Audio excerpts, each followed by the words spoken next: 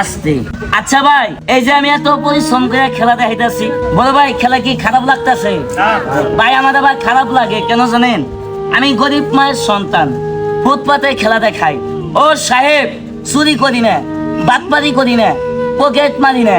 এই যে বাজান এত পরিশ্রম করে খেলা দেখাইতেছি, বলো ভাই আমাদের সার্কাস খেলা, এই যে এত পরিশ্রম করে বাজান খেলা দেখাইতেছি, বাজান আমাদের খেলাটা দেখে আপনাদের কাছে যদি বড় ভাই ভালো লাগে, অবশ্যই বড় ভাই একটি লাইক, একটি শেয়ার, একটি কমেন্ট করে দিবেন।